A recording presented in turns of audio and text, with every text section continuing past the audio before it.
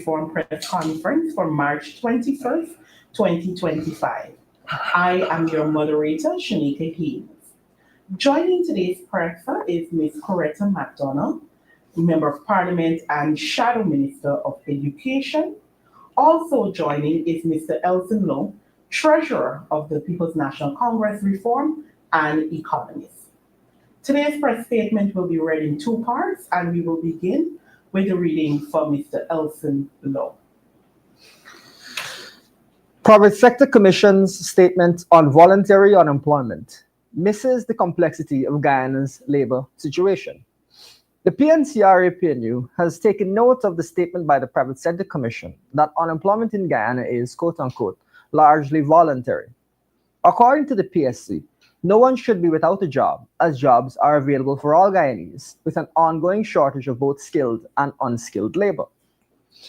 In joining the discussion, we wish to first point out that the mere presence of protracted vacancies or job openings does not imply the absence of persons who are willing to or searching for work. To so conclude would be an oversimplification of the several challenges that characterize Guyana's labor market. Secondly, let us re-emphasize that the absence of an updated and comprehensive labor survey introduces a high degree of uncertainty in the discussion, as analysis must solely rely on old data, anecdotal evidence, best guesses, and unsystematic observations. Guyanese must reject the PUP's negative and hostile attitude toward data collection and analysis, as exemplified by Vice President Jagdeo's baseless comment that, quote-unquote, everybody knows there is work in Guyana. We believe that this careless attitude must not be allowed to permeate Guyana's culture, but rather that we must instill a level of thoughtfulness and statistical rigor to decision-making. We commit once more to carrying out the necessary studies on Guyana's labor needs. These studies are critical for informed discussion and for planning both for the government and the private sector. The PSC must therefore join us in rebuking the government for failing to produce the Guyana Labor Force Survey since the last quarter of 2021. The PSC must also join our call for the government to urgently release the 2022 census report and the results of any ongoing labor survey when completed. Thirdly, a full discussion requires an examination of the issue of structural unemployment, which, in the Guyana context, mostly manifests itself where persons cannot fill vacancies because A, they are unskilled and feel marginalized, B, their skills do not match the available and accessible jobs, C, no training in skilling, reskilling, and upskilling is available, affordable, or accessible, D, there is gender, racial, or age discrimination, E, there is involuntary employment because of family circumstances, F, information about vacancies is not widely and systematically disseminated, and G, the prohibitive transportation and accommodation barriers that prevent more indigenous people from participating in the labor force. Fourthly, we must examine the issue of government part-time workers. The ranks of the part-time workforce continue to swell, the government budgeting for 18,000 persons in 2025. This is an underutilized and misused resource that could be redirected toward more productive activities through training for the benefit of the participants themselves and the private sector as well. As the next government, how do we plan to address the situation? Among other measures, we will, 1, establish a more comprehensive data gathering system on the economy and the labor force. Our economic development plan will be data-driven and results-oriented. The Bureau of Statistics will be upgraded and expanded. Its information will be freely available to the public and to businesses. We will, for example, release the census report immediately on taking office. 2, we will invest heavily in skilling, upskilling, and reskilling programs. Training centers will be located and operated to cater for persons in different circumstances. This investment will encompass current part-time workers who are desirous of gaining full-time jobs. We will pay a stipend of $50,000 a month throughout the duration of the training. We will expand the job placement scheme. We are told, for instance, that hundreds of truck drivers are needed. We will put in place measures to train Guyanese to fill such a gap. 3, Similarly, we believe that Guyana's young people need support through a robust education system and job placement mechanism. The PUP's legacy of poor performance has meant roughly 80% of Guyanese do not have a mathematics and English pass at CSEC, which is a shameful statistic. We will invest in technical and vocational education, as well as the University of Guyana. We will overhaul our education system to ensure students have the tools they need to find jobs, start businesses, and succeed. 4. Just as critical is the need to help women access jobs. We will establish a nationwide childcare system using both state-owned and privately run centers. We will ensure women are fairly compensated and conditions of work cater for their special needs and circumstances. We have consistently spoken about Guyana's low labor force participation rate and are committed to helping women who are interested in the formal workforce reach their career goals. And 5, we will also explore amending labor law and policy to encourage retirement age workers to remain in the workforce once they are still able and interested in meaningful employment.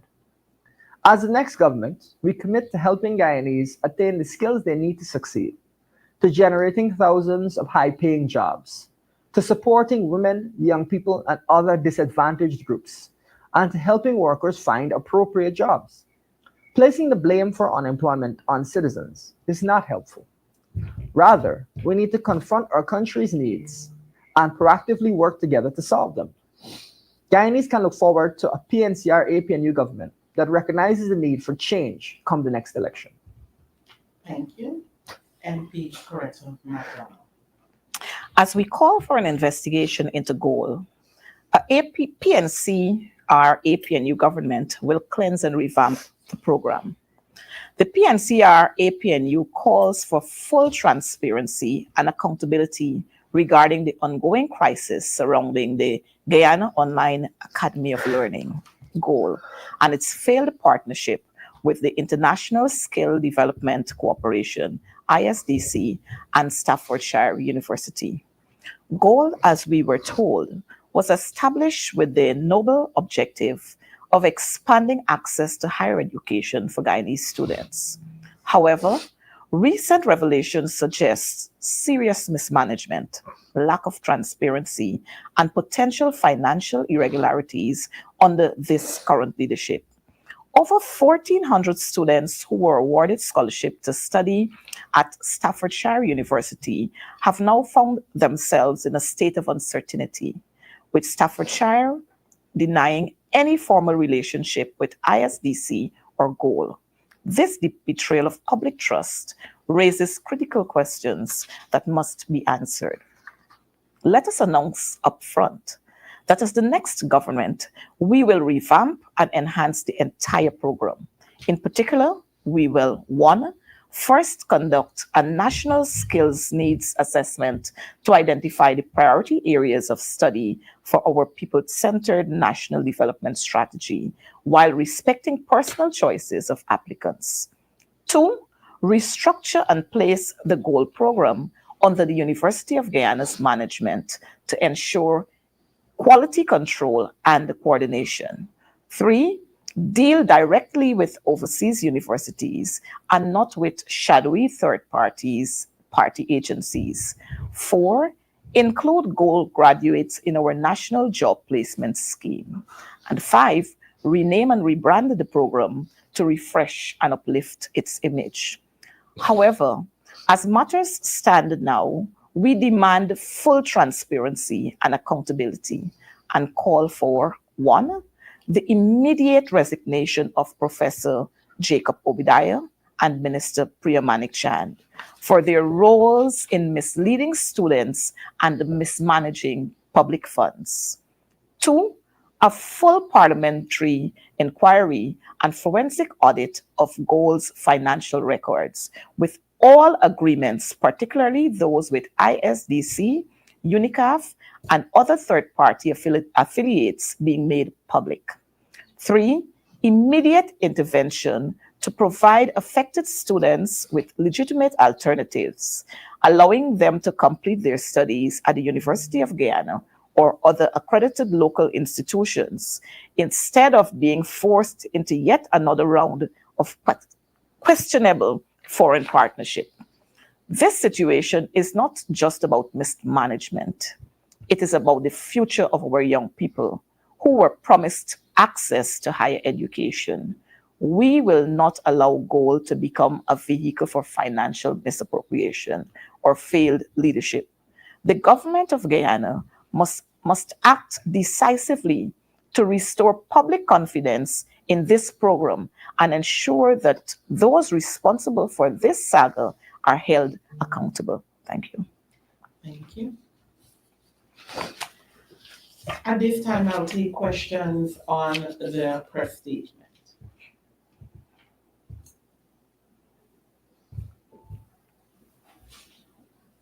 Good morning, everybody. Good morning. Sister McDonald, you're talking about gold. Do you have any record of the people who have graduated from gold and where they happen to be at this time? Have they been offered an increase in emoluments, for example, after having received that certificate?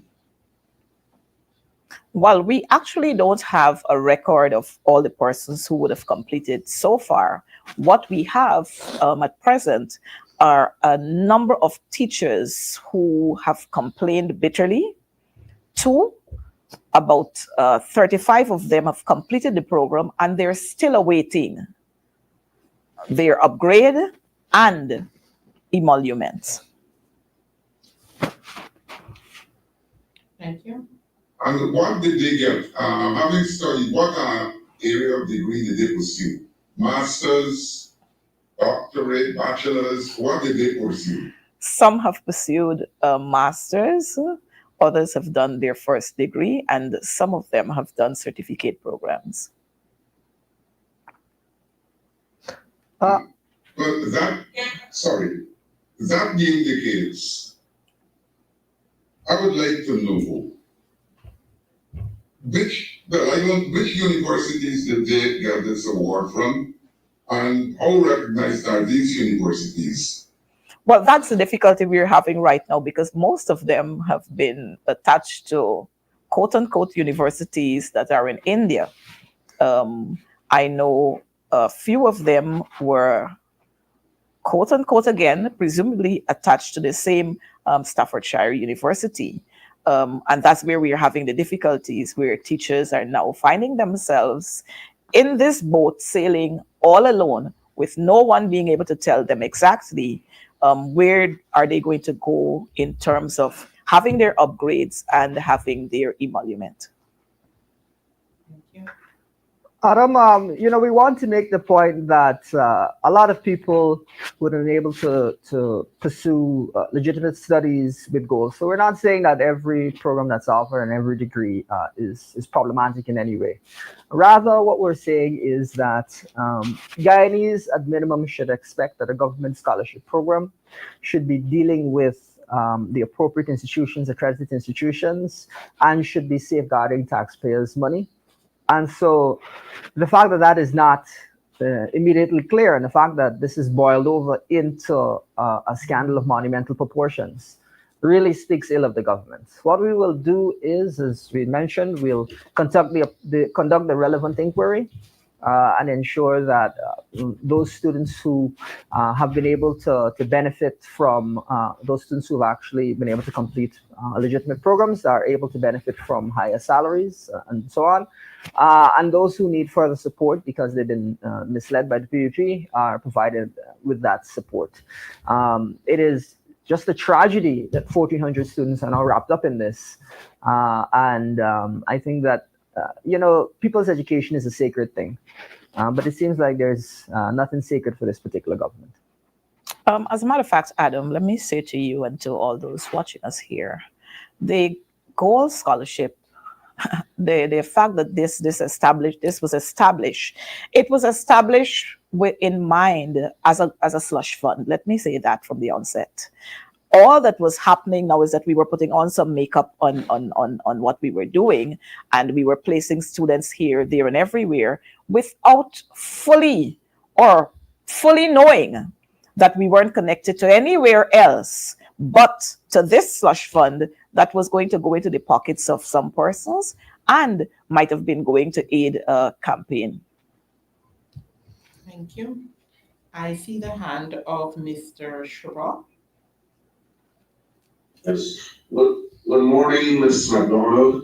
Ms. McDonald, could you say whether over the last 4 or so years, any steps have been taken to peruse the financials or the spending of gold before the Public Accounts Committee? And if so, what did what was revealed in that examination?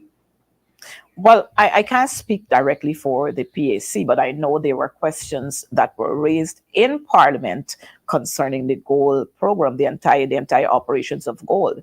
And you know as well as I know, and others would know, when you ask these questions in Parliament, the kind of vague answers you receive. When you write seeking answers, the kind of vague responses you receive as well.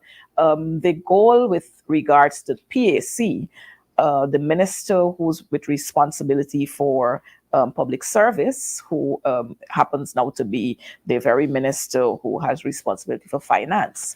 They would give you the vague answers. We have been pressing for this, and I know coming very shortly, the PAC is going to be asking for all financial dealings or agreements to be placed on the table. Coming from Minister Sonia Parag, who was there as the Minister of Public Service, asking questions at the level of Parliament and asking questions outside of Parliament. Again, vague answers, and you were always promised that reports are going to be submitted.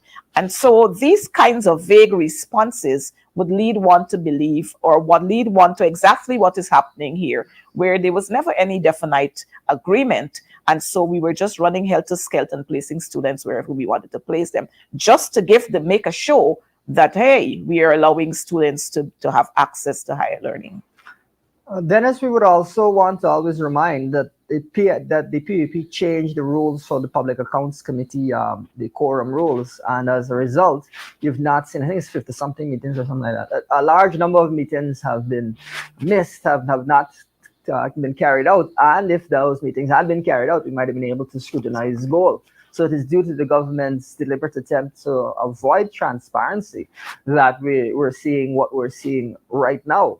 And if you look at, 1,400 students is a lot of students, and some folks have indicated the tuition for these universities in the tens of thousands of pounds. This is billions and billions of Guyana dollars that you're talking about. That has not been appropriately scrutinized due to stymieing the Public Accounts Committee.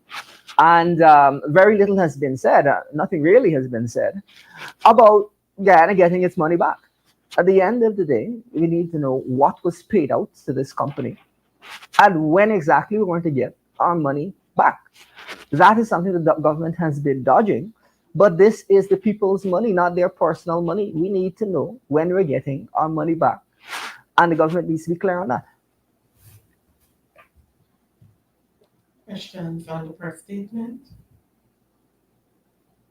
Mr. On Harris. on the same goal, I listened to a statement by Mr. Okadei that he's taking some entity to court. This was the third party, the one who was supposed to be responsible for placing students. And it had to do with the University of Staffordshire. Now, 14,000 students were granted scholarships based on, according to the reports, no placement since this university was offering no such scholarship. Has there been a hue and cry about this? The failure we spent, I think it was $3 or $4 billion to fund gold over the past year or so. And the students have not been placed, although money has been paid. What is the opposition doing in the face of this disclosure? In the face of this disclosure, and not only now, but we have been asking these questions all the time because students have been complaining. They've been complaining about the time frame within which they have to be up to attend classes. They've been complaining about the language barrier. They've been complaining about submitting assignments, not getting responses, not being able to get it, to have access to classes. And we've been asking all of these questions. And like everything else, the PPP government, they always have an answer to give you that is not really an answer. What we have urging and what we've been urging then and we're urging now is that those students be directed to the University of Guyana. Of course, time has been lost with what they've already, because they've been in the classes before, but we should direct them to the University of Guyana so that they can complete their programs. Thank you. One last question. Go ahead. Were some of these programs being offered at the University of Guyana? And since they were all online programs, why weren't they pursued at the University of Guyana? Again, yes, some of these programs are offered, or the majority of these programs are being offered at the University of Guyana. And you would know too that our university is offering online programs as well.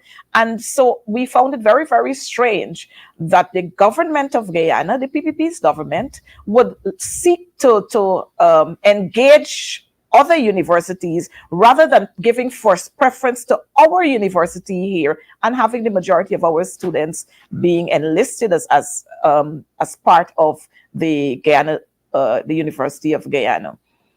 What we have also noticed is that the students going over to, for example, Jade University in India, many of our Guyanese students are there, and you're having the issue of, again, language barrier and all the likes. We're hoping that this here will be an experience, a learning experience for this government. And so that going into any kind of arrangement with this, it would have one, public consultation, and everything would be thrown on the table so Guyanese citizens at large would be able to see exactly what is happening, where it's happening, the type of hours that I have to spend to attend classes, and they are going to make their choices whether they want to be part of this program or they want to attend the University of Guyana right here. Adam, at the end of the day, a lot of what's going on here doesn't add up. The University of Guyana is well established and is our national university, and it was always bizarre that it was not supported in the way that it really should be supported. We've also heard that the reason that this third-party supplier was engaged is because they could, I think, quote-unquote, negotiate a volume discount with the university.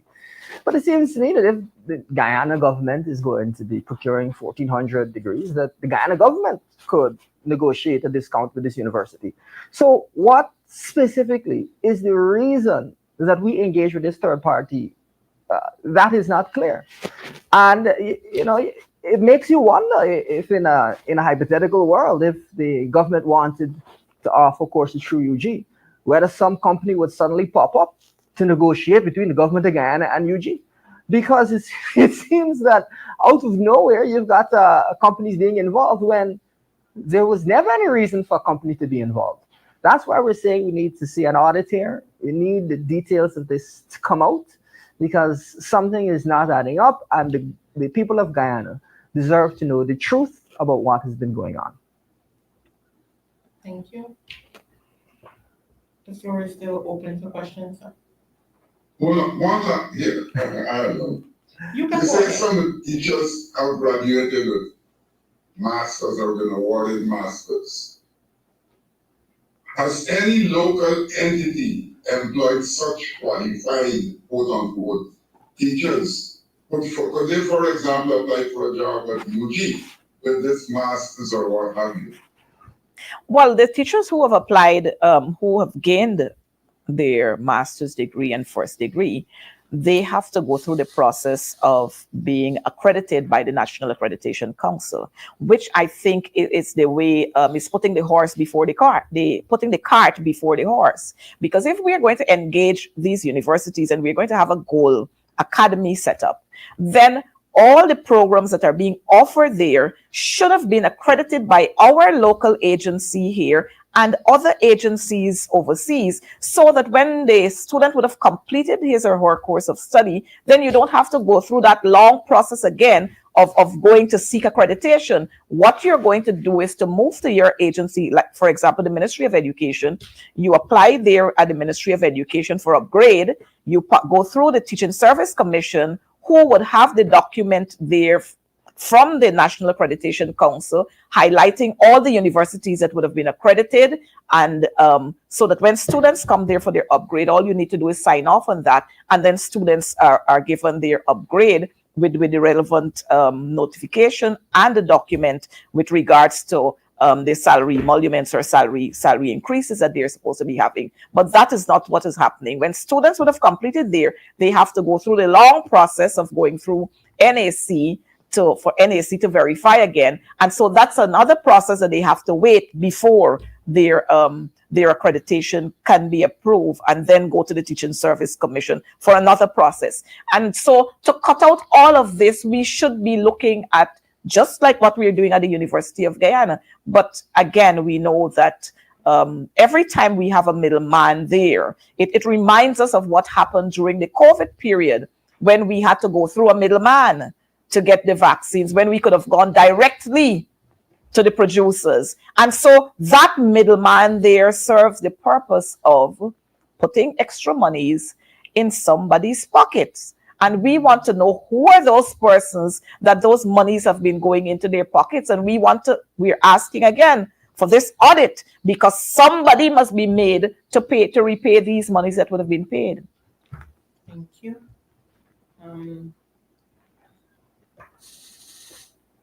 At this stage, I'll take about 2 questions off of the press statement. I have one in-house. Good morning, Trina Williams, Guyana Chronicle. The U.S. Secretary of State, Mr. Rubio, will visit Guyana next week. Will the PNC register their dissatisfaction with the detention of social media commentator Melly Mel? And will you lobby for her release? I'm smiling. You know why I'm smiling? Because we read 2 statements here that completed our press statement, and there was nothing mentioned about that. But we understand why you have to ask that question, and we would be happy for you to ask those very questions when you have the Thursday press conference as well. But like everything else, Melly Mel again is Guyanese, and whatever we have to do to ensure that there is no silencing of freedom of speech, we will do that, and we will do it at the appropriate time. So is that a yes or a no? We will do whatever we have to do to ensure that, one, we continue to preach democracy the very way the PPP preaches democracy, and we will continue to shout for freedom of speech just the same way they shout for freedom of speech. And we will do it when it's appropriate for us to do that. Okay, and just 1 second. I have 2 other journalists, and remember, I did say I'll take 2 questions. So at this stage, I'm at 3. Mr. Shabral? Yes, good day to Mr. Zulu. Can you say what are your chances of becoming the presidential candidate for the coalition? And what would be some of the things you'd like to see being done if you were to give the nod? Mr. Shabral, you woke up today and you chose violence, man. Listen, at the end of the day, the party has been clear regarding its presidential candidate. If the party is going to make a change, that will be announced through formal channels. And we look forward as a party to contesting the next elections robustly. So that is where I would leave it. I would say thank you for the vote of confidence, but I think I'll leave it there. Thank you. Aren't you considered it? Mr. Shabral, first of all, that would definitely be something for the internal consumption. But secondly, I would say that, as I've mentioned, the party has put forward its position. If it's going to change that position, that will be communicated publicly. And that I think is the appropriate way to deal with these matters. Distraction or not? Are you is your name included? That's all I want. Mr. Shabral, that's not for me to put forward. As I said, we have a party, and we focus on dealing with things in a structured manner, and so that's not something I would comment on. Other than to say that, as I said, you woke up today and chose violence. Thank you. And I will take my final question from Ms. Williams and Anissa, if I'm not correct. No, so it's Patrice. Can you guys hear me? Sort of. Go ahead, let's hear. Mr. Lowe, good morning. I actually have two quick questions. Can I go ahead? Go ahead. All right, firstly, Mr. Lowe, the Exxon was supposed to submit additional documents for these 7 projects, and while government still seems iffy on the approval of this project, they've also been looking to seek approval for an 8th project. However, the concern by a lot of citizens, and this question has been asked to the Vice President before, is if from the 7th project going forward, Guyanese will be able to see additional fiscal benefits. However, the Vice President yesterday said that currently there are no discussions to address additional fiscal benefits for Guyanese from these projects. Looking at the stages of where Exxon is seeking approval for 2 additional projects, what is the PNC stance on the issue of additional fiscal benefits for Guyanese? And my second question is, with current and projected drop in oil prices, what is the party's stance now on ring-fencing the projects? Thank you very much for your questions. We've repeatedly said that when any new project is going to be coming on stream, the government needs to conduct the appropriate studies, whether that is hiring the appropriate expertise to conduct these studies so that they can make informed decisions. Now, these studies and this process does not need to take forever and a day, but we need to ensure that we have robust technical capacity to engage in these studies, and so that we have a good sense of the benefits to our country of these projects and how they will play out. We have been concerned for some time that the government is more focused on approving projects without having spent much time thinking about how these projects will benefit Guyanese. And we've already said that we will engage the operator when in office to get more for Guyanese. So that is our general stance. What we would like to really help Guyanese to see, though, is that we have to understand that Guyana is one of the more significant producers of oil that has emerged in the past few years, and that will be producing oil at a rate that surpasses, on a per capita basis, every country in this world. To me, it is shocking that the government would not put in place a robust capacity to deal with this industry, to deal with these types of approvals, and to ensure that these approvals meet our expectations, that these projects meet our expectations. What you've got right now is a government that has huge responsibility and lacks the capacity to deal with those responsibilities. We will not go down that road, and we will ensure that we immediately put in place that expertise when it comes to reviewing any of these projects and approving any of these projects. And, there's likely to be additional projects in the future. So this is something that we as a country must build out, and we want to make that totally clear. Additionally, as we have said, we will review various aspects of the existing frameworks, including the question of ring fencing. We see benefits. We also see some constraints. And so we want to engage expertise in order to deal with this issue, which we will be doing when in office. We've seen also, as you mentioned, there's some question around oil price volatility. It would be very hypocritical of me to come here and say, we will definitely ring fence ABC without us having the appropriate expertise of an international standard.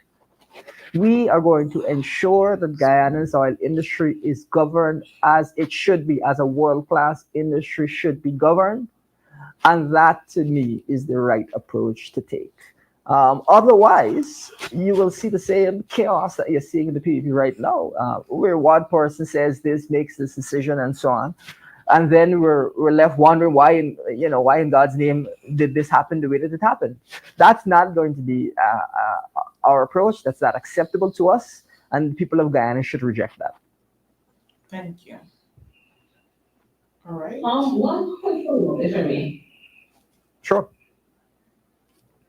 So I understand that you said by government, the PNC will be meeting with the operator, but the issue is currently now. I would like to know specifically, does the party have any plans, or would the party be willing to meet with the government to say, look, we're getting these projects done, but the people need more. Can you lobby the operator for additional fiscal benefits currently for the projects that you want to approve for this year?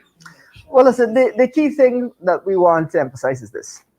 Nothing is stopping the government from hiring expertise. What's stopping the government from hiring expertise other than a refusal to engage with these issues? So what we, of course, would advise the government and have advised the government is that they need to get that expertise so that they are properly informed when they're making these decisions, not just getting their way along. And so when we press for expertise, we will put in place that expertise. But we're saying right now, the government needs to get that expertise here and run this oil industry like a world-class oil industry, rather than just bluffing their way along. And so right now, tomorrow, the government can put out a tender for that expertise to come in and to assist. What is stopping them from doing that other than a commitment to incompetence? Thank you. All right. Thank you. Yes, you're welcome. At this stage, I want to thank our media personnel for joining today's press, and of course, our viewing audience. We would like to thank you, and we do hope that you have a wonderful afternoon and weekend.